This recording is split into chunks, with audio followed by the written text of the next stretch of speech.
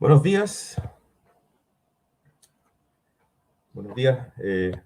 Un gusto saludarlos esta mañana de viernes 29 de octubre. Mi nombre es Jorge Gironás. Yo soy profesor de la Escuela de Ingeniería, investigador de los centros Sdgs, Sigiden y Centro de Cambio Global. Y estoy a cargo de la dirección académica de nuestra cátedra de sustentabilidad hídrica Antofagasta Minerals, y les quiero dar la bienvenida a nuestro primer webinar, nuestro primer seminario online organizado por la cátedra, que hoy contará con la presencia del profesor Giuliano Di Baldassarre, a quien voy a presentar brevemente en un momento.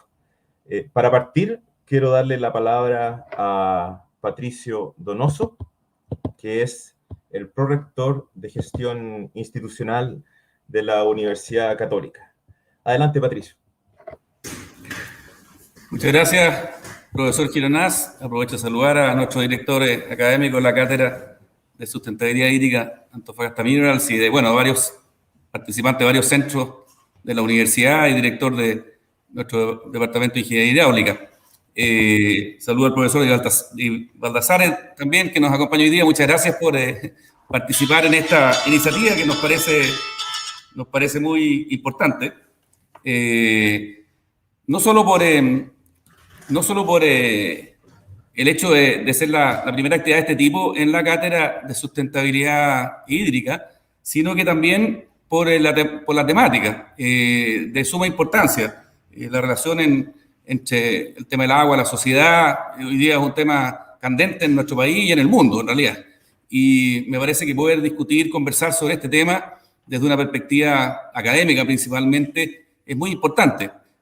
Por supuesto, en el marco de la cátedra recogemos todo lo que puede ser la aplicación práctica de una discusión como esta y creo que eso puede ser un producto importante, un efecto importante de lo que va a ser esta conversación y lo que es el trabajo de la cátedra en general. Así que, felicito el esfuerzo que se está haciendo hoy día, espero que sea una muy buena reunión y muchas gracias por la organización, por participar al profesor Di Baldassarre y a todos los que están hoy día escuchando este webinar. Muchas gracias, profesor Gironás. Muchas gracias, prorector.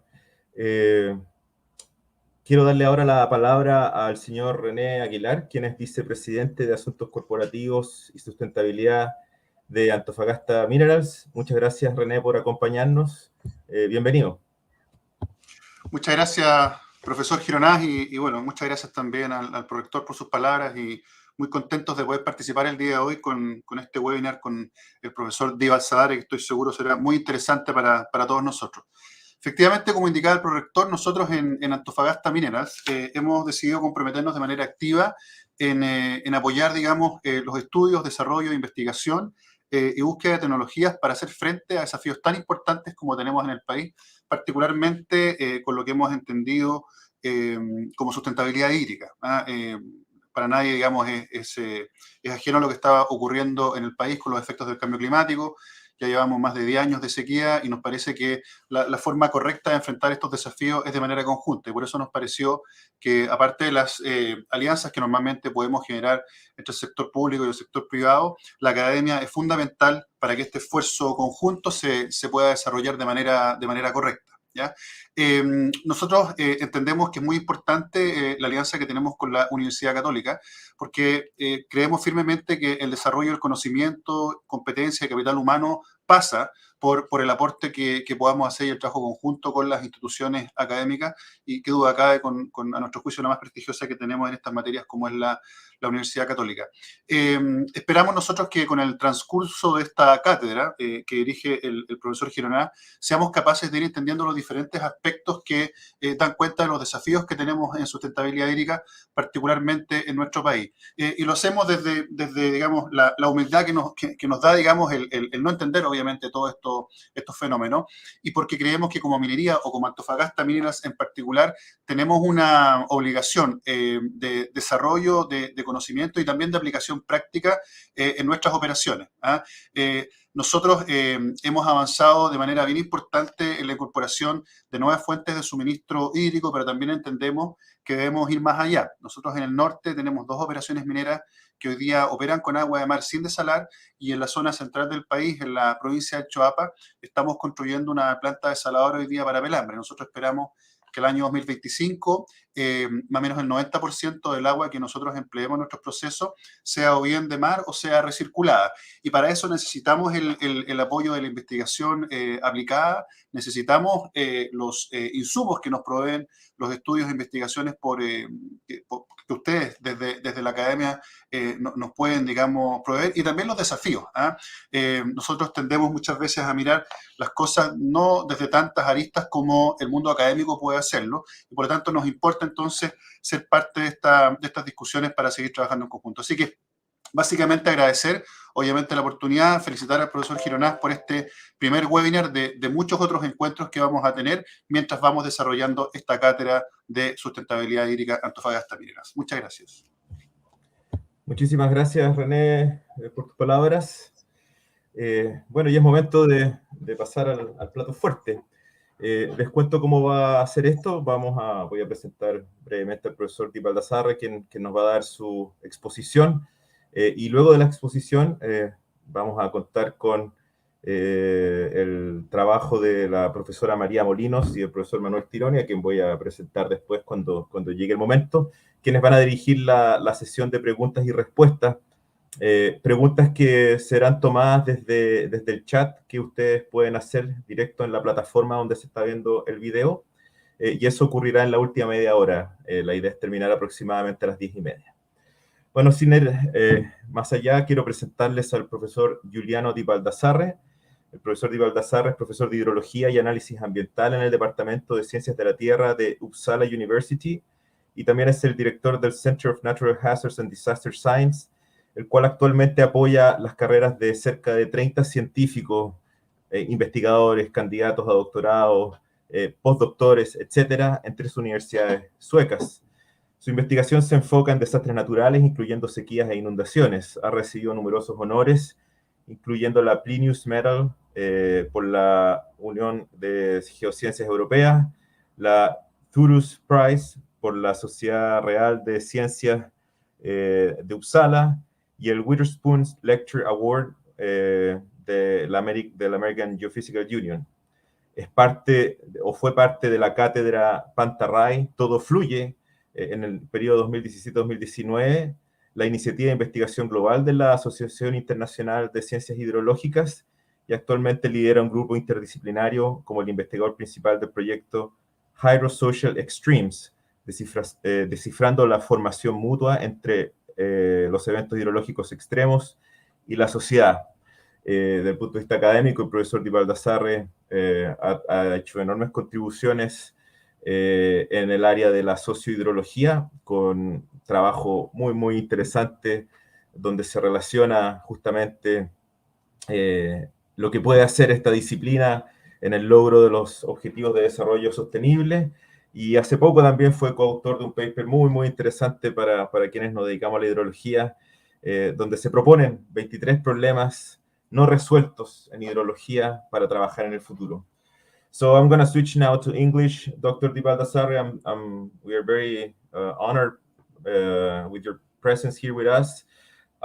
It's a pleasure to have you here. And please, we tested the screening. You can share your screen now, and please go ahead. We are ready for your seminar. And again, thank you very much for being with us. Thank you very much, and it is really an honor to be here and giving this presentation. I would like to confirm that you can see my screen and hear my voice. Everything goes fine? Yep, we can see the screen. Perfect. So again, I'm really honored to give this presentation, and I was wishing to probably visiting you in Chile. I've never been there, and I would really love to visit the country. Unfortunately, the pandemic has made traveling more complex, but hopefully we will have a chance in the future. So I would like to thank you for the invitation. And my talk today will indeed speak about the relationship between water and society. I will show a few of the most recent studies in the field, and also speak about perspective on this type of interaction. The focus will be on both scientific challenges and societal challenges. And I will also give an emphasis on extreme conditions. So flooding, so when we have areas which are normally dry, which get a large amount of water, as we see here on the left-hand side with the flooding in Houston 2 years ago, or conditions of drought, which is when we have less water than normal, and which may lead to water availability not meeting water demand, with serious consequences for the human society. So why do I focus on the interplay of water and society? So the first reason is that when we look into hydrological processes around the world, we can see that in today's human-dominated world that some describe as the Anthropocene, society increasingly shapes the hydrology of our rivers. What you see in this animation is the way in which global rivers have been increasingly impacted, for instance, by reservoirs, we see also in South America, over the past 100 years. And the way in which humans alter the hydrological regimes can be classified as deliberate or accidental. So the type of deliberate way in which we influence the hydrological regime is, for instance, through water infrastructure. The example presented here refers to the construction of dams and reservoirs, but there are many other types of infrastructures, such as levees, embankments, that have an influence on the characteristic of flooding and drought event. So there is a deliberate influence of the hydrological regime, but there is also an accidental or not deliberate type of impact, which is the indirect one, for instance, through climate change or global warming, or more direct ones, such as land use change. We know urbanization, deforestation, and many other processes have an influence on the characteristic of floods and droughts. And we also may have unintended effects of water infrastructure. So probably we may have reservoirs that are put in place to cope with drought on a given areas, but very often we tend to transfer risk. So we may have that drought risk is reduced in one area at the expense of another area. I will get back to this point later.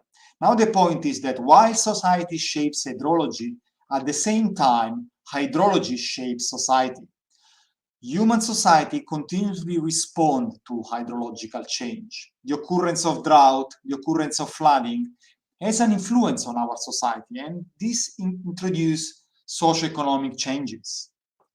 So this type of changes could be formal change. For instance, we can have a policy change following large flooding event or a drought conditions. We can have the construction of new water infrastructure, which then in their turn will influence the hydrology.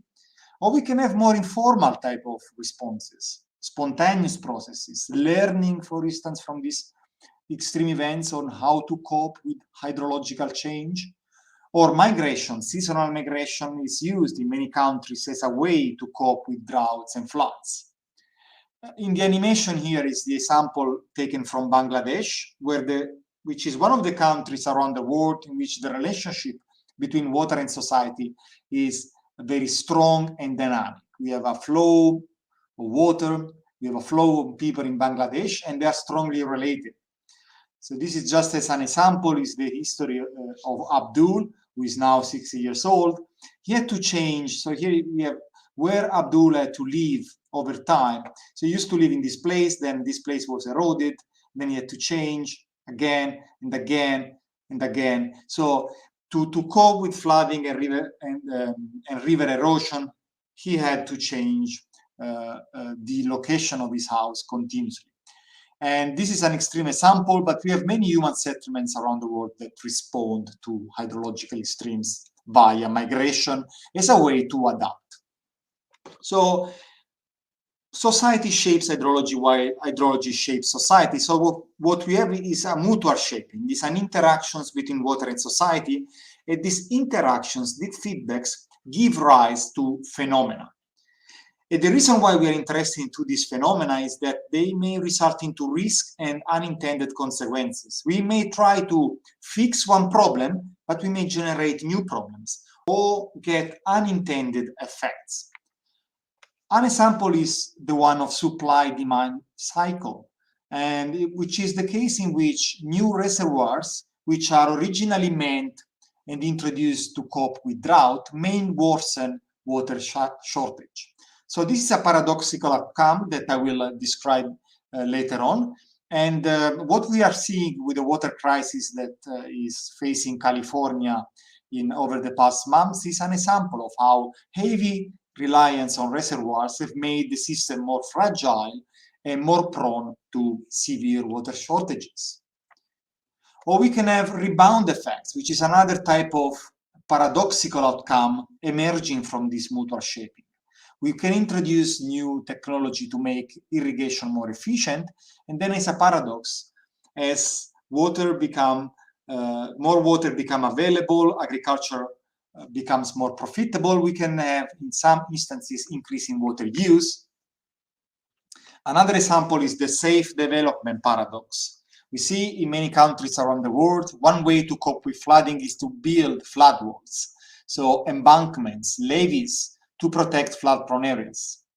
This type of intervention reduces the probability of flooding, but at the same time tends to generate urbanization or industrialization of flood-prone areas, since people feel safer, and also these areas become attractive for future investments.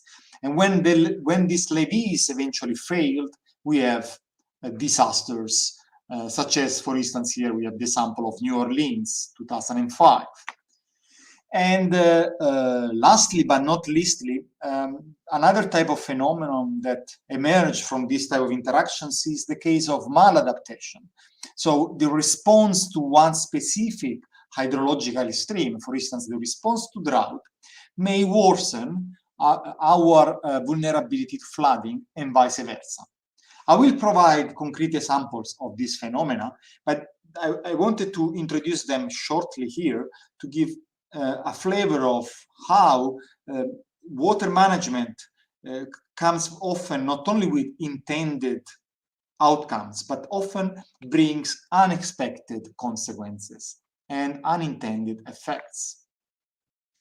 This is really what social hydrology aims to study, which is understanding as well as modeling the phenomena generated by the mutual shaping of hydrology and society. So we have a time component, and we look at the way in which hydrology and society influence each other through feedback mechanisms. And then we see what type of phenomena emerge from that, which means risk, crisis, but also opportunities for human society. And indeed, there is a long history of research in the field of water and society. Just to name a few examples, already in the 70s, the Harvard Water Program was looking at water resources systems and look at the integration of hydrological and economic models.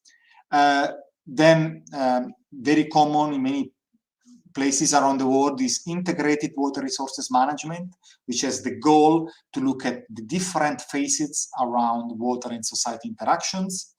And then more in general, when it comes to the study of complex systems, social hydrology is building upon advances in social ecological systems, as well as political ecology and behavioral sciences. So I structure my presentation as follows. I will first speak about human flood interactions. So I will speak about flood risk. Then the second part will be about drought risk and human drought interactions. I will then bring together the two hydrological extremes, floods and droughts, and conclude with more societal challenges in view of sustainability, goals as well as adaptation to climate change. So speaking about human-flood interactions, I would like to show a couple of phenomena. The first one is related to adaptation. We don't only have bad news out in the world, there are also good news. One example is how flood fatalities in Bangladesh have significantly decreased over the past decades. You can see that the number of casualties per 100,000 kilometers square of inundated area have decreased substantially over the past 40 years. Note that here we have a log scale, so this decrease is very substantial. And this adaptation is due we have a combination of factors that have made Bangladeshi people more resilient to flooding. The first one, I would argue, has been increased levels of education, so that people know they can do something about flooding, we can respond to flooding. This also came with the introduction of early warning systems and also increased preparedness so that communities and individuals know what to do in case of flooding. So we cannot stop flooding from occurring, but we can prevent human lives. We can save human life. And this, the example of Bangladesh is an example of how policies of disaster risk reduction can be very successful. If we zoom in a case in Bangladesh, we can also see that, however, there can be different type of dynamic. So this is the Jamuna River in floodplain and the Ganges River. If we zoom in on the Jamuna, which is also known as Brahmaputra River, and we can look at, by zooming in, we can look that we have a river which is very braided, which has many islands that they call chars in which people live. And then what is interesting about this study area is that on one side is an unprotected rural area, which gets flooded very frequently, while on the right-hand side we have of the river, we have a protected area. So here, this is an embankment which protects this floodplain from frequent flooding. And we did a study here. Here you can see the cross-section. So this part is protected by this levee, while this part is unprotected, which means that here flooding is more frequent than there. And when we look at these socio-hydrological spaces, we can see an example of the safe development paradox. So here is the river, and here we have population density in the 1960s when the levee was not yet built. This was built in the 70s. And what we can see is that when we look at the population density in 2011, this area gets flooded less frequently, but we have much more people living here because it's perceived as safer. And so in this area, we have an increased exposure of the population, and also flood mortality is higher. Since flooding is more rare, people are less used to cope with flooding. And when flooding occurs, mortality rates are much bigger. What is it, the take-home message here? Is that when we put in place some measures, structural measures, we can have some benefits, such as the reduction of flooding frequency in this area. But this comes very often at the expenses, such as increased exposure to flooding, since we have more people living in the floodplain than on the other side, and also more complacency. So people living there can suffer flooding much more than people living on the other side because they don't know what to do in case of flooding. So this means that risk does not necessarily decrease when we introduce a structural measures, because we may reduce the probability of flooding, but increase at the same time the potential losses caused by flooding. And this type of trade-off between reducing probability, increasing losses is what we explore through our models. I will get back to this with the sample of modeling. So normally in socio-hydrology, we refer to system dynamic models, which is a way to explain past changes of risk and explore future trajectories. And the human flood interactions, one example of the model which was developed was one that we developed back in 2013, in which we connected flooding with a number of socioeconomic variables. And this is a very simplified model, but is meant to explore the primary mechanism explaining this phenomena that I described now. So adaptation, like the one we see in Bangladesh as a whole, reducing flood losses over time, but also self-development paradox. So the paradox that areas that are protected may become more at risk. And in this model, we use the concept of flood memory as a primary mechanism. What is this memory? The memory, the hypothesis of this model is that when we have some extreme event, in this case flooding, flood memory is built in the community. So the community as a whole, but also individuals, are aware of flood risk and they try to do something about it. There is also political pressure to do something about it. So flood losses build memory, but this then tends to decay over time. So, and we see this for different types of natural hazards. Let me say, this is also the case with drought. If you have a drought event, drought becomes very salient. Everyone speaks about drought. So that becomes a window of opportunity to do something about drought. Or when we have had, with the pandemic, with COVID-19, COVID-19 became the big thing, and the response to COVID-19 was prioritized in many countries over other type of risk. So this is also the case with flooding. So often we have a flood events, then we have building of memory, which then decrease over time. Here, as an example, since memory cannot be measured, often we use proxy. So here we can see in California, the flood insurance coverage. So we have, after 1997 flooding in the Central Valley in California, we had a peak in the number of people buying a flood insurance coverage. But then over time, this was kind of forgotten and there was a decrease.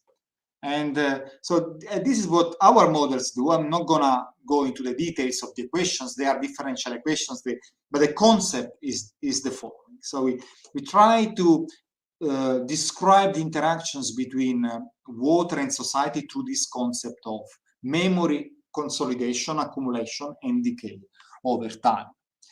And for the sake of this presentation, I show here a simple modeling exercise, but which gives an idea of how memory can actually explain some of the dynamics of risk. So for the sake of simplicity, we consider two types of systems. A green system in which society deals with flooding primarily by not building in flood-prone areas, or only have a few people living in flood-prone areas. So it is primarily about avoiding an occupation of the floodplain, avoiding risky areas. And we compare this with a technical system, which is very common around the world, in which instead we have construction of levees, embankments to protect the floodplain, flood-prone areas. And consequently, this area becomes urbanized and industrialized, since floodplain offer many good conditions for economic development. In flood-prone areas, they are flat, so they have ideal conditions for transport, for trade, cultural organization, and thus very often protection comes with urbanization of floodplain, which maybe requires even more protection. So now if we look at as a modeling result, as an example, over 200 years, we can see that we may have sometimes water levels that change. We have high water levels. And when we have high water levels, we can get flooding. And what we see in a green system is that flood memory is refreshed very often, and then it decays over time. The damage, very often we have flood damage, but it's always quite small. And also when we have many flooding events occurring one after the other, we have some adaptation. So losses decrease over time. On the other hand, with a technical system, we see that flood losses do not occur so often because embankments prevent many flooding from occurring. So when we have high water levels, they do not result into flooding. But then when flooding, for instance, occurs eventually after a very long period of no flooding, the memory of flooding is near to zero. People, there is a sense of complacency, a strong reliance of these levees that protect the floodplain. And when flooding occurs, the damage is catastrophic. extremely high and may lead to disasters such as the one we saw in New Orleans in 2005. So this is an example of how by using these models we can conceptualize primary mechanisms and see the resulting dynamics of risk. So this is at the strategic level, simplified policymaking process to compare different approaches to deal with flooding. We cannot say that one is better than the other. I'm not suggesting not to build levees or vice versa. It is just a way to explore the type of dynamics we may expect.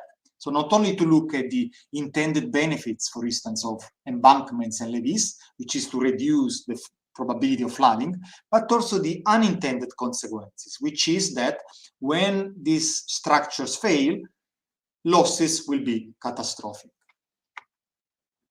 So clearly then when we look around the world, this type of dynamics of risk are also depends on the different cultures that we have around the world. And often these different cultures, they also coexist. So in our exercise and our models, we can also look at different ways in which people perceive their relation with the environment. And not in cultural theory, normally we refer to fatalists, egalitarians, hierarchists, and individualists, depending on whether there is a tendency to neglect the risk, trying to control the risk, or downplaying the risk, or monitoring the risk. And if we think going beyond floods and droughts, think also under the COVID-19 pandemic, you could see that different types of society have used these different approaches to deal with the virus, neglecting, controlling, downplaying, or monitoring. So often these cultures coexist, but models can capture these prototypes of risk perception and give us an idea of what type of trajectories of risk may result across different cultures. Of course, it's not only about having flood memory, which is making people prepared to respond to flooding. Very often, it's also about knowledge. So when we look, for instance, at different, when we make surveys and we check with how people awareness and preparedness to cope with flooding is being influenced, we see that this depends strongly not only on the direct experience of flooding, which is also what our models try to capture, but also on the knowledge, and as well as the knowledge gained from that experience. So when we have knowledge plus experience, we normally have higher level of wisdom, higher level of concern, and this is a prerequisite to introduce preparedness program. So, and if you have a population which is more prepared, this can lead to a significant reduction of losses and fatalities as the one we have seen in Bangladesh. So in social hydrology, we also try to look at generic patterns. So there are different types of studies you can do. You can look into models, which we conceptualize. We look into case studies, such as the ones I mentioned before, New Orleans, for flooding, as well as Bangladesh. But we can also look at global data sets. Global data sets enable us to look at human flood interactions, not only for a specific case, but across the entire world. One way to do this is to, for instance, use satellite nighttime lights. And we did this by using them as proxy of the spatial distribution of human settlements. So we can see how over time, with respect to rivers, the human settlements get and changes over time, and see the influence of flood events. And what we found when we were looking at the entire world, we found that when we have increasing flood fatalities normalized by the population, so countries that experience a stronger impact of flooding during the period in consideration, they also saw that on average, the distance of the human settlements from the river has been increasing. So there is a tendency to resettle away from river after catastrophic events, and which can be seen as a spontaneous form of adaptation. This is normally a slow process, since Human settlements depend on multiple factors. Urbanization is definitely a driving factor, socioeconomic trends, and many the opportunities for jobs. At the same time, there is a signal that the more flooding have occurred, the higher is the average distance from the river increase. Such a tendency is reduced when we have higher level of structural protection, like in the Netherlands, for instance. So the more is the protection level, so which means the higher this flood infrastructure, the less is this tendency to resettle away from the river, which is what I mentioned before with the safe development paradox, which also tell us about a lock-in conditions.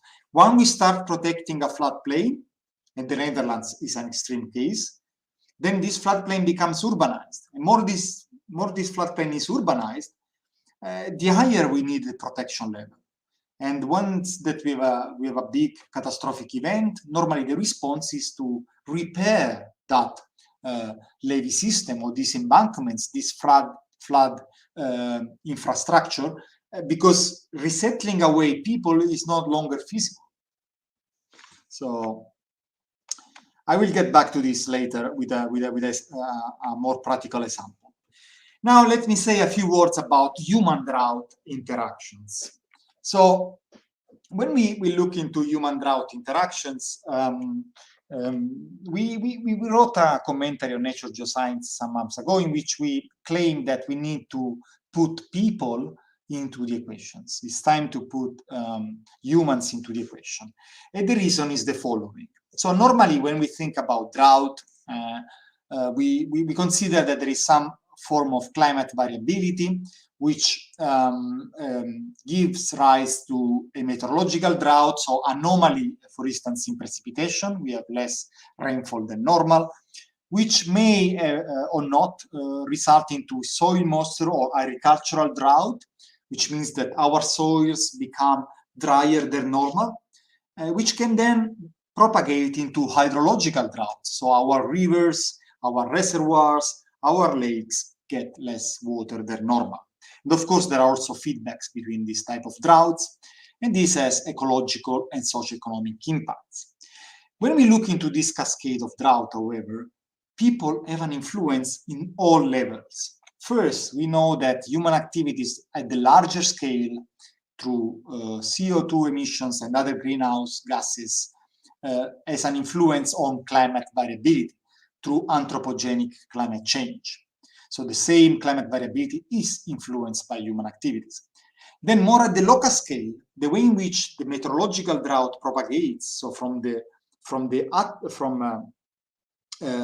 atmosphere, from our skies all the way to our rivers, the humans intervene at different levels. So land use changes have an influence in the way in which meteorological drought transforms into agricultural droughts. Irrigation can be a way to cope with soil moisture droughts. So probably we have less precipitation than normal, but we can keep our soils wet thanks to irrigation. And but this often comes at the expense of other areas. So probably we can keep some soils wetter in given areas, but other areas may get drier. So dam building can also a way in which we can cope with hydrological drought. If we can have a large amount of water which is stored in a reservoir, then this water can be used as a buffer during hydrological drought, so that we can still have water flowing into our rivers, which can then be used for multiple purposes. So human activities may have the intention to alleviate drought and also help in the propagation of droughts from the sky to the river, but at the same time they can also exacerbate. So often we may have different benefits if we look at upstream, downstream, in different parts of a catchment. And then once the droughts results into socioeconomic and ecological impacts, humans respond. So here we have responses, we have the feedbacks, because our feedbacks then again is going to change human activities. We can decide to operate the dam or the reservoir in a different way. If we know, for instance, that we have seasonal forecasting and we expect that in next season we are going to have a drought, so we could operate the dam differently. So there is a continuous interaction between social, technical, and hydrological processes. And this could give rise to surprising effects. For instance, in irrigation, often we try to introduce technology to make irrigation more efficient. And this is a good way to cope with drought and water scarcity. Yet, when we introduce this, what happens is that very often we may have a switch to more profitable crops. Since irrigation is more efficient, then we have water to have more profitable crops. Or have an increase of irrigation areas, which can lead to an escalating spiral in which we have agricultural intensification. And we have seen in many places around the world that this has led, as a paradox, to increase water consumption when we look at the system as a whole. The same applies with dam building. So when we have a water shortage, which is essentially when water supply cannot meet water demand, and thus we have some economic losses, normally there is public pressure to do something about it. And very often in many countries around the world, the response is to increase reservoir storage, build a new dam, so a reservoir to cope with drought. And indeed, this can be one way to supply water resources and thus alleviate the water shortage. However, there are feedbacks. When we increase water supply, when more water is available, very often this enables an increase in water demand, enables agricultural intensification, enables water consumption for cities. We've seen this type of dynamics in multiple places around the world. Just California is probably one of the most striking examples of supply-demand cycle. And this may, on the long term, make water shortage more critical. At the same time, when we increase water supply, we also make society more dependent on these water resources. And this increases the system so that when we have water shortage, economic losses would be even bigger because the system becomes more vulnerable. Melbourne in Australia during the Millennium Drought, which was a drought that lasted 10 years, had serious issues also because of increased dependency on water resources, which was exacerbated by the construction of the Thompson Dam. One other example of this type of unintended effects in dealing with drought can be seen in the city of Cape Town in South Africa. What we can see is that, especially in the 70s, many reservoirs, the storage capacity was increased significantly, and this has enabled at the same time an increasing water consumption in Cape Town. And if we look into drought conditions, there were no major droughts. So this is the annual rainfall. When it goes below this threshold, we have a drought here. And what we see, there were a few droughts, but since there was a lot of storage available, they did not result into major damage. But then between 2015 and 2018, when a multi-year drought occurred, the water consumption had to decrease because of restrictions, and the system was close to what was called the state zero, so the day in which there would be no water in the taps, which resulted into a severe water crisis in the city of Cape Town. So we see that the effect, for instance, in this case of these reservoirs, on one end we have supply-demand cycle, because by supplying more water, this has also enabled increasing demand, and has made Cape Town into a lock-in conditions of strong reliance on this artificially available water. At the same time, we also see a reservoir effect in the sense that by attenuating the hydrological variability, we can cope with minor drought. But then we can delay salient information when we have bigger droughts. So for instance, during this multiple years drought, at the beginning, the drought was not visible because there was still water in the reservoir. So there was not too much concern because we have the dam, we have the reservoir, so we can still take water from there. But then after a while, since the drought was across multiple years, there is no water in the reservoirs, and all of a sudden you have to introduce very strict restrictions and draconian measures to deal with a water crisis. Indeed, when we look also at the relationship between water and society, we must be aware that it is not society as a whole that shapes hydrology. I mean, it is normally we have the most powerful social groups that determine human interactions with the water system, and they can also exacerbate hydrological conditions. Again, if we want to look at the case of Cape Town, which is a case in which social inequalities are extremely high, we can see that the level of water security, and here we have the timing of the drought event between 2015 and 2017. We can see that the city elite, for instance, had an impact during the drought when restrictions were introduced, but then they could quickly recover after the drought.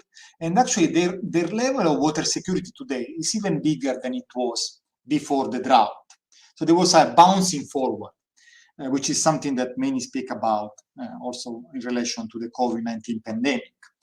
And the reason is that during the drought, the city elite could have access to new sources of water by drilling boreholes, wells. So nowadays they have access to more water than they had before the drought. Because during the drought, they became aware that they should secure some additional source of water. But of course, taking water from an aquifer is not sustainable on the long term. The middle class, upper or lower middle class, they also recovered, but not fully recovered. But it's also interesting to see, for instance, in the case of Cape Town, that informal dwellers, people living in informal settlements, they seem to be unaffected by the drought. The reason is that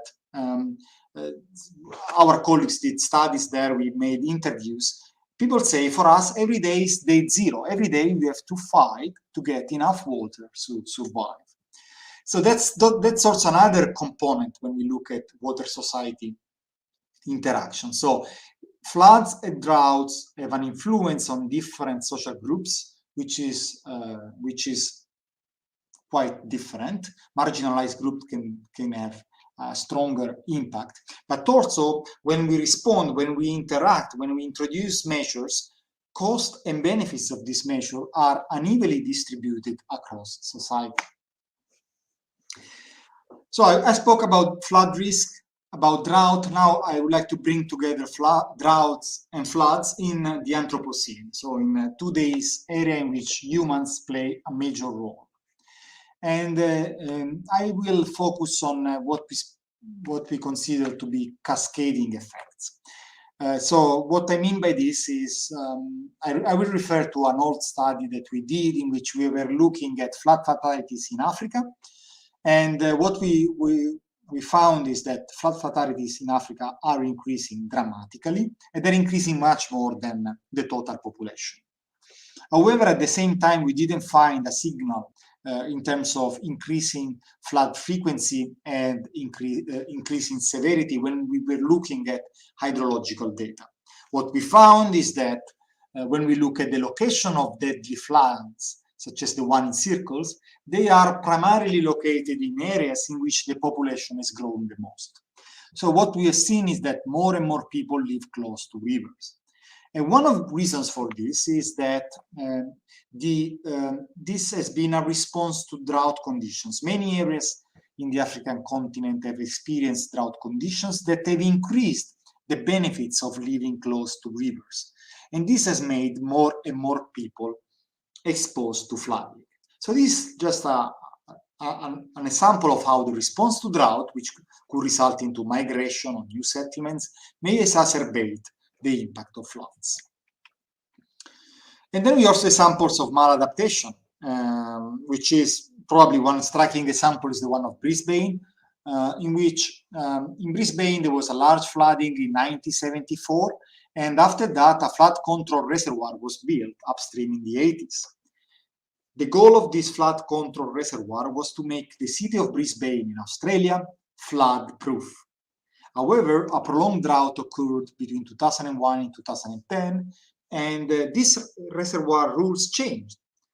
So originally, if you want to have a flood control reservoir, you want to keep that reservoir as empty as possible, so that then when you have heavy rainfall events, You put the water there, and then slowly, and you only release after the flooding so that you don't get high peak flows downstream. Vice versa, if you would like to use the reservoir to cope with drought, you would like to keep water in the reservoir so that during the dry season you can use the water in the reservoir. So the Millennium Drought led to this, to the change of reservoir operation rules, and then he made it not optimal to alleviate the 2011 flooding, which occurred just after the end of the Millennium Drought. And then since there was too much water in the reservoir, this was not optimal to alleviate flooding, which was devastating, one of the worst disasters in the history of Australia. So here again, the response to drought, which can exacerbate the impact of floods. If I may generalize this maladaptation dynamic, we can see this very often when we respond to different type of risk. And probably when we look at the global examples, the most recent one could be the case of COVID-19. We could have instances in which our response to COVID-19 have probably helped mitigate the diffusion of the virus, but has generated other type of issues. If we think, for instance, closing down schools and the impact it can have on children, future generations, and our family. So this is to say that when we deal with human nature interactions, our problems are multifaceted. And very often, societies are driven by these availability heuristics. Decision makers, as well as people, assess risk based on how easily examples of harm come into their mind. So this refers to the work of Daniel Kahneman, Nobel Prize in Economics, who did his work with Tversky, and they wrote this paper in the 70s, and then there was a follow-up work on many behavioral scientists that built upon this. And this is a way which explains very well the way in which we the human and nature interact. In the last part of the talk, I would like to get more into applied science and speak about sustainability development goals. So we see that more and more countries around the world are mobilizing resources to address different sustainable development goals, and they range, from fighting poverty, hunger, to ensure quality education, reduce inequalities, the climate action. There are multiple goals, and this means and sometimes they are also conflicting. So what we need is to look at trade-off between multiple objectives. And in particular, if we focus on water resources, there are water-related SDGs. So first, there is a SDG 6, which is about clean water and sanitation. But there are also other SDG, which are the Sustainable Development Goals, which are related to water, from eradicate extreme poverty, sustain per capita economic growth, strengthen resilience to climate-related hazards. And they are interrelated to the different type of socio-hydrological phenomena. So this is a result of a decade of study, which is called by the International Association of Hydrological Sciences, IHS, in which hundreds of scientists around the world have been looking at the interactions between water and society. This was called Pantarei, Everything Flows. It was already mentioned by the chairman. And what we see when we have different type of socio-hydrological phenomena interact with multiple targets. Let me focus on the safe development paradox and especially these three objectives: sustain per capita economic growth, reduce deaths from water-related disasters, strengthen resilience to climate-related hazards. Now, if we look at, if you recall my very first example of modeling human flood interactions, there was a green system in which people do not build any levees, any dams, any embankments, and they're just trying to have a peaceful relationship with nature. And what we see, wealth may increase over time, but it doesn't increase very fast, because some of the opportunities of living in the floodplain are lost. When flooding occurs, there are many flooding events with these losses, but they are always minor losses. On the other hand, we have a technical system where we have levees, embankments put in place, and this means that we can have urbanization of the floodplain, which may allow fast economic growth, wealth increasing, but then when flooding occurs, losses are very big. This type of models enable us to look at trade-off. So this blue line is an example of a trade-off between, on the one hand, sustained per capita economic growth, but on the other hand, also strengthen the resilience to climate-related hazards, which is, at the end, what we would like to achieve. And then the type of trade-off we would like to achieve, of course, this is a political question. So in other words, when we look into these different phenomena, we can think about them as legacy. So when we make this decision related to water resources, it's important to remember that as the past was a legacy to the present is a legacy for the future, which means the decisions we make today may have an influence on our possibility to make decisions in the future. I make an example to make this concept more clear. So let's think about, you have two alternative policies, policy A, policy B, and then you have some performance, which could be one of these targets of the SDGs, which could be, for instance, having economic growth above a certain level of economic growth while protecting ecosystems. So what you can have, if you can have two different policies, one policy which works better on the short term, which gets very close to our objective, but then if we lose performance, or another one which is more sustainable, doesn't get so well in the short term, but it works better on the long term. So of course, if one is looking at this diagram, if I were asking you which one to pick, probably most of us would go for the long-term policy. Now, this seems very abstract. I will then make more concrete examples. But the reality is that very often we go for short-term policies, things that work on the short term, but they backfire on the long term. I get more concrete. So let's take the two policies, and now I make like a composite of them. So this short-term policy could be an example is how we can look into two types of targets. One, which is real GDP per capita, which is one of the SDGs. And the other one, which is the extent of water-related ecosystem. So there are policies that can enable us to grow fast in terms of GDP, but this often may come at the expense of water-related ecosystems, such as wetlands. And if we look at the performance as a sum of these two, we have this is the resulting one, and we see that in the short term we can have benefit, but then if the environment gets degraded, this may become even an irreversible process, and is going to backfire on the long term. While on the other end, we can have a more sustainable growth, which is not as fast as in this case. GDP is still growing, but lower, by trying to protect at least part of the water-related ecosystems with a policy which overall becomes more sustainable on the long term.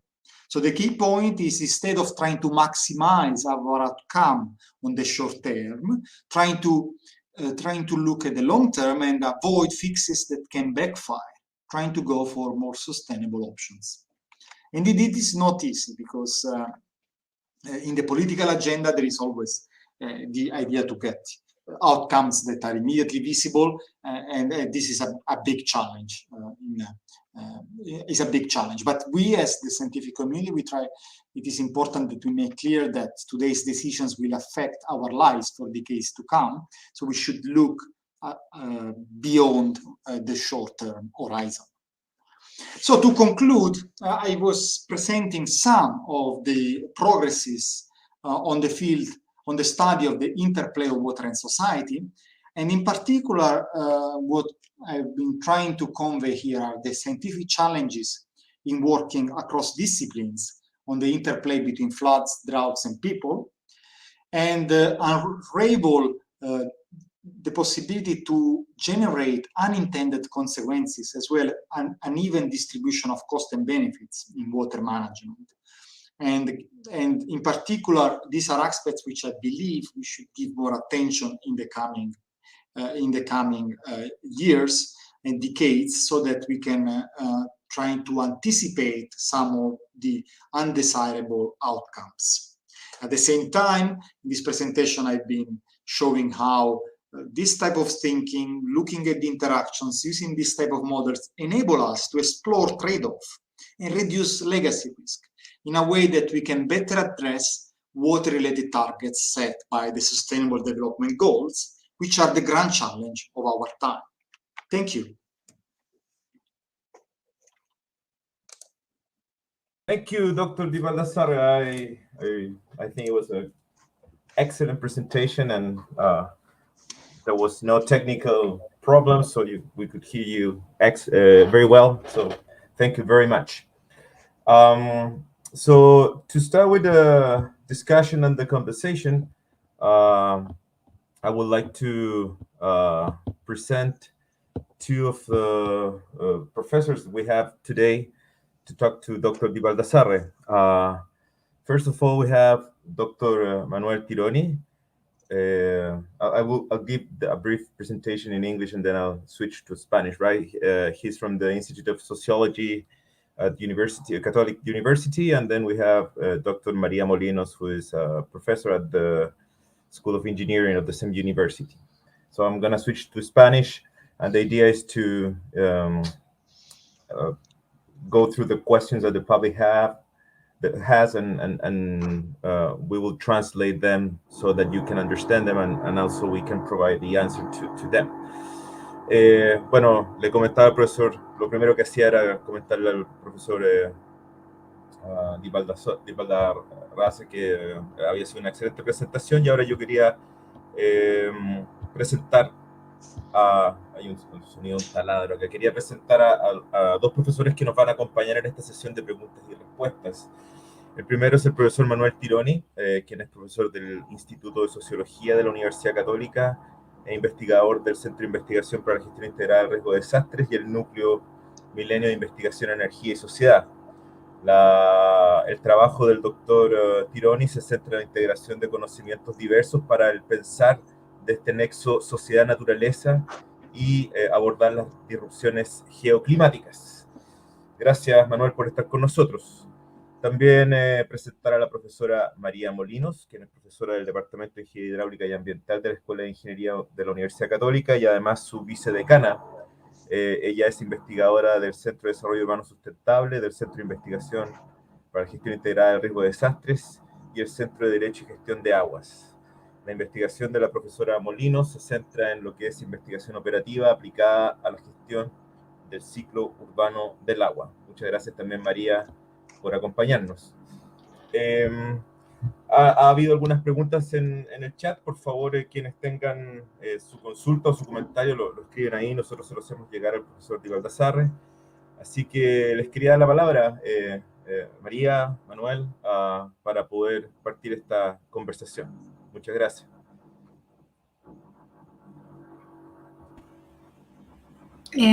Gracias, Jorge. Thank you, Jorge. I don't know if we want to speak in English or Spanish. Probably in English. Yes. Okay. So we have Jorge. You are mute, so I don't know what you say. But no, just to say that yeah, we're talking English, and then we will bring the message back to the audience in Spanish with the main issues. Okay. Okay. We have some questions from the audience, and also I have some questions because your presentation, Giuliano, was excellent, and many questions are related. So the first question is, regarding over-relying in reservoirs, should this continue to be part of the water solution policies where climate change scenarios show less precipitation? And are we getting into rigidity traps? Yes, this is a good question. Thank you for that. And there are multiple levels here. So the first one, I would say that there is reservoirs can have benefits overall, and they are not necessarily an unsustainable response. There might be instances in which having reservoirs, especially small reservoirs, can be a way to deal with hydrological variability and adapt to climate change. what is important, my take-home message here is that when we include reservoirs into the systems, besides the benefits that I'm speaking about, we should also be aware that they often generate other type of consequences. So as I showed before, we may expect increasing water consumption. So this means that probably reservoirs could be introduced, but along with water conservation measures. For instance, if we are dealing with water scarcity and drought, it could be appropriate to introduce reservoirs, but we should not only look at the supply side of the equation, but also on the demand consumption side. So, like water conservation management measures in which we control how much water is consumed is something that should come along with reservoirs. And also large reservoirs can be more critical because they can be a big game changer. We have seen with the Hoover Dam in Arizona, which is also facing a crisis right now. You originally start bringing water and this generate an escalating spiral of water consumption.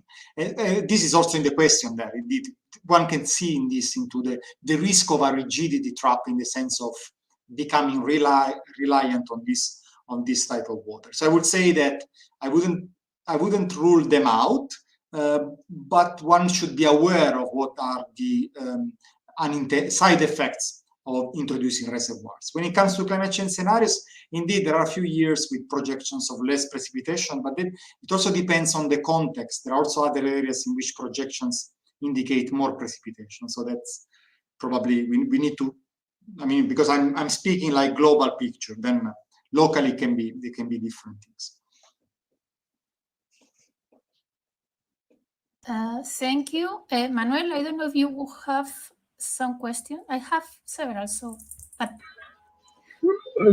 go ahead, Maria. Be my guest. Okay. You have explained the Cape Town case, which I think was very relevant, a very extreme case of drought.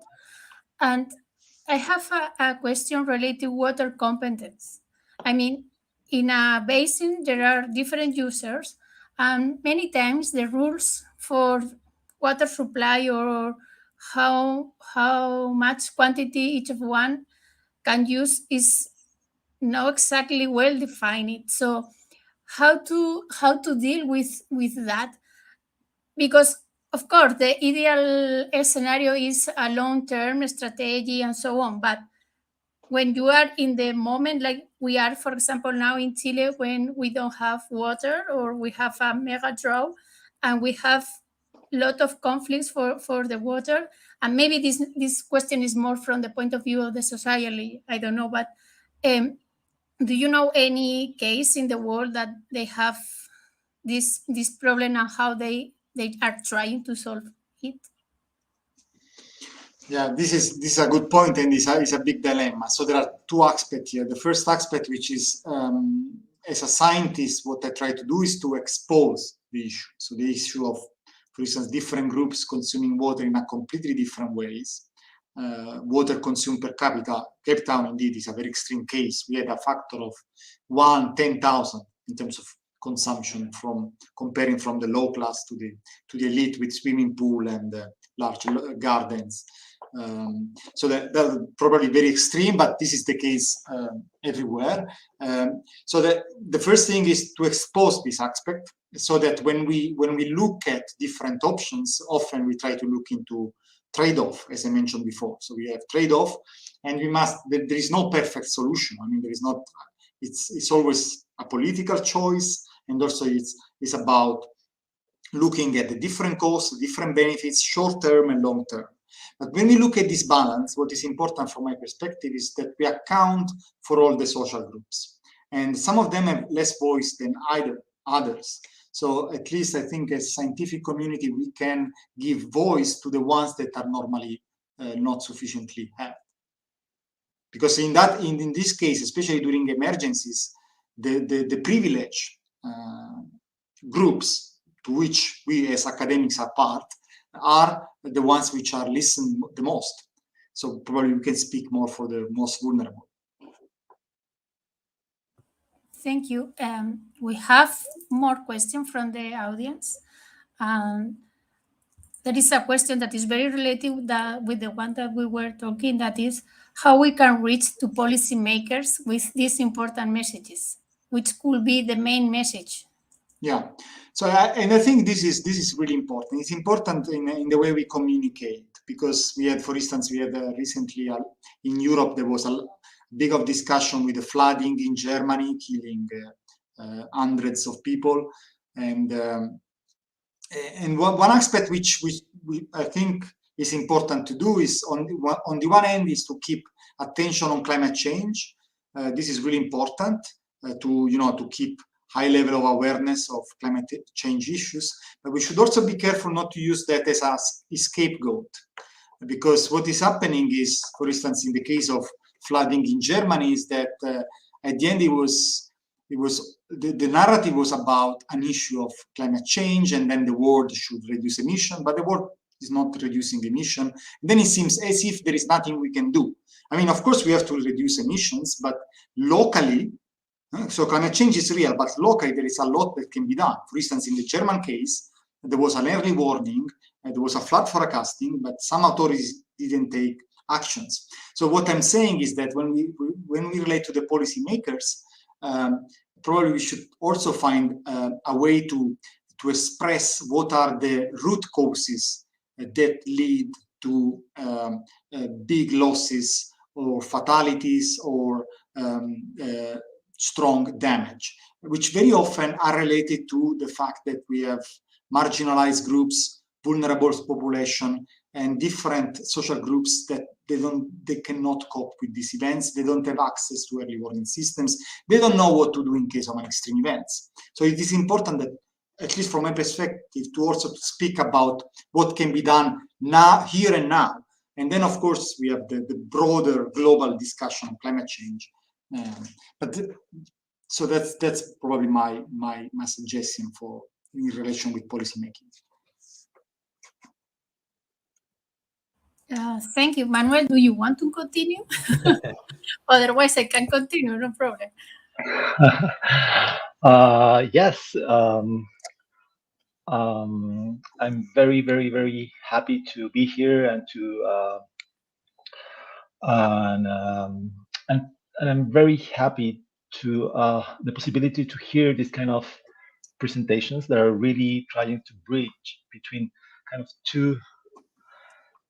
some kind of separated fields of inquiry and research. One that is called social hydrology, right, and the other one that we call the hydrosocial approach. And it's interesting how your presentation, Giuliano, is trying to make a much richer and generous dialogue between these two kind of paradigms. I have two, I don't have really questions. I have two comments. So I'll try to be brief because there are more questions here. But my first comment, and I would love to hear you. What are your thoughts about what is the role of politics and institutions in building and generating discourse and definitions about what water is, what the hydrological is, and in turn, how those definitions shape our interaction with water or hydrological phenomena, right? And I think that's something very interesting from a sociological or social point of view. So, for example, how do we define what the hydrological is? For example, because there are several options, right? So we can define as a society, and that can be institutionalized. We can define water as a resource, for example, or the hydrological more amply, as a human right, as nature, as a natural force, as an ecological force, as ceremony, for example, from the point of view of indigenous communities, and water and the hydrological can be managed and can be institutionally managed, right, through different models, private models such as the one in Chile, more public modes of management, cooperatives, or more community-based ways of managing basins, aquifers, right, water availability. So I think it's interesting to think about how the interaction between these institutions and regulation making and policy making on the one hand, and how that create discourses, practices, infrastructures, management models, governance models that interact in a feedback loop that is quite interesting. I have another comment, but maybe I shut up and I let other people. There are some other questions in the chat, so maybe I leave it there for now. Just wondering if Juliano, you have something to say about that? No, I think it is. I would probably keep it brief, but yes, I totally agree. I mean, it's we also speak about framing. So the framing of what of water-related issues as an influence, then also on the discourse, on the definitions, on the way we look at water, and also water governance. And this is definitely what we also. People like me, for instance, my background is in environmental engineering. As an engineer, let's say, if I had to say what I do as an engineer in 2 words, I would say I fix problems. Now, when you start working with water, then you go to a place, and the thing is, which one is the problem? It depends on who is defining the problem, because we had a project in Africa, and I mean, the problem for some groups, the problem was flooding. For other groups, was because of the response of flooding was less fishing.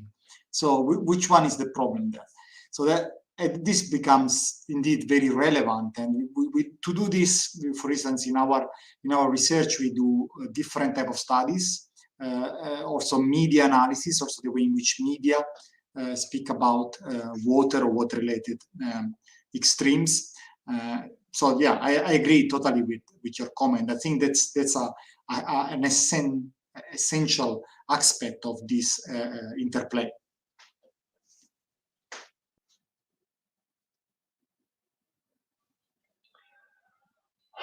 And I have a second comment, and because I will also love to hear from you about the issue of what you called flood memory, which I think is a brilliant and very provocative concept. Because I was thinking about the relevance of memory, of community memory, of territorial memory, of collective memory, of local memory, actually in the process of urban planning, and territorial planning, right? And more generally in disaster risk reduction. And that's kind of a tricky, quite problematic issue, right? Because I think that to date, unfortunately, urban planning, risk planning has been unable somehow to really integrate memory, local memories into the planning process, because it is difficult, right? It's not easy to systematize something so kind of subjective and multiple and complex, such as memory, right? But I think we should. I mean, and I would like to hear from you. What do you think about that? What are the tools? How can we integrate more robustly memory into risk planning processes? And my point of view is that we really need to implement more robust participatory processes, probably more permanent processes, more permanent commissions for citizen-led commissions in flood-prone areas. We should create systems for intergenerational transmission of knowledge transmission. I think that schools there are critical to change the curricula in order to in order to have a hydrological culture, right? Situated, site-specific, ecologically rich or ecologically sensitive, right? But we need to have collectives, communities, territories that with a rich hydrological culture and memory, and that memory should be somehow integrated, systematized, recognized, right? In planning processes and risk reduction planning processes. Yes, I agree. I mean, there are a few aspects which are not part of the, let's say, the traditional planning, which at the same time they are quite relevant. And this also strongly depends on the context and how planning is implemented. There are also countries in which there is not really urban planning; it's more informal type of settlements which dominates the landscape. But probably one element is related to what extent this planning is participatory and who is involved in the planning process. And here, again, there are multiple dimensions. And that can be one way to account for local knowledge. There was also a comment about this earlier on the chat. Indeed, local knowledge is key, and memory is part of it, and it could be through participatory planning processes. At the same time, also what we can do is to monitor the process through surveys to the population. So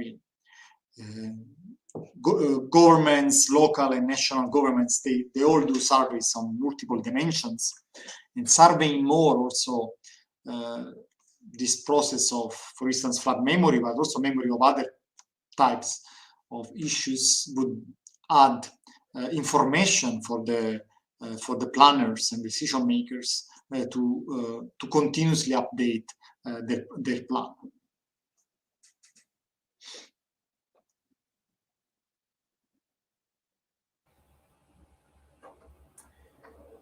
I have a question, Giuliano. You actually brought us an equation, right? So, which is interesting because I think that when we think about these topics, we tend to think in the equilibrium, and nothing too extreme, and not too much, let's say, too much of a discipline. And too little of the other ones. But you brought us an equation, and with that equation, you represented the memory. And actually, you told us, and I think it's what Manuel was saying. You talked about these proxies to represent memory, given that memory seems to be so difficult to define. But I wanted to ask you about the fact that there was an equation there, and the fact that you were talking about these complex systems with the emergence of processes at certain scales, and this chaotic behavior when you don't know the final outcome, or if there is a minor change, you have a big change in the final outcome. So I wanted to ask you about how should we change the way we teach concepts that are so familiar in terms of the relevance they have, society, water, and so on. So there might be a big history in the back. There are paradigms, and we have our opinions, but it might be that we need to change things, or to come up with different ways or tools or concepts that need to be taught to our students or to the general population. What do you think about that? What is the challenge for the academia in that regard? Yeah, I mean, yes, indeed, this is very challenging. And what we do, for instance, in our center, CNDS, which is the Center of Natural Hazards and Disaster Science, we bring together departments from geoscience, engineering sciences, and social sciences, and recently also the medical sciences. So the idea there is that we try to build a middle ground So the middle ground means that everyone has to renounce to something. So, for instance, probably engineering scientists may have to accept to less, let's say, a lower level of precision, but trying to address more relevant questions. So, I mean, often we have this argument that if you simplify the problem, you can make it very precise, but probably it's not that relevant. If you want to address relevant questions, you must accept to be approximate. And also, this is the way in which we interpret our models. So even if the models have an equations and they produce numbers, our interpretation is primarily qualitative. So we try to look at the direction of risk, try to look at the patterns, the trajectories, rather than the exact number. And this is definitely a challenge, but I think it's also where the big questions of our time, this is exactly what they require. Because if we also take the example of the COVID-19 pandemic, of course, all these epidemiological models, they didn't get numbers right. They were used for the decision-making process. And they are also based on quite strong assumptions on human behavior, on the way we interact and we exchange viruses. So in the same way, we can achieve the same outcome in the field of water by accepting to be, be less precise but more accurate. And this is a long process. We require a few decades to go, but it's something that is also exciting at the same time. So I really believe is where we need to advance our knowledge and where we can really address today's problems, because they are often multifaceted, they are connected, they are complex, they require a plurality, and in this plurality we try to find a synthesis with this middle ground approach.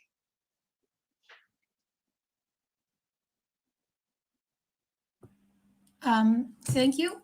Continue with that I think is very relevant. You have explained that it's a long process that from the academia also, but I, in my opinion, it's even more complex for decision making, which is the real work, if I can say these words. So, how we can explain or visualize that we don't need, that is important that water is not only in the water regulator or public works ministry or something like that, that also, for example, urban planning, energy issues, there are many things that are related, but sometimes the decisions are like blocks. So how we can explain that, or how we can pass the message to the real decision makers? The best way is to work with them. I mean, that's really, it's not always possible, but what we try to do, for instance, in Sweden with CNBS, we try to do this transdisciplinary research. Not always, we cannot do always, but we try to work and involve directly policymakers, decision makers at the level of formulating research questions, inviting them into research workshops, forum. We have every year we have an annual forum on natural hazards, in which they are engaged. This builds trust between decision makers, policy making process, and academia. If you have continuous interactions, this trust is an essential ingredient to convince them also that this is the direction to go. And when the decisions are taken, we should always listen to a plurality of ideas. So more democratic approach also to getting academic knowledge.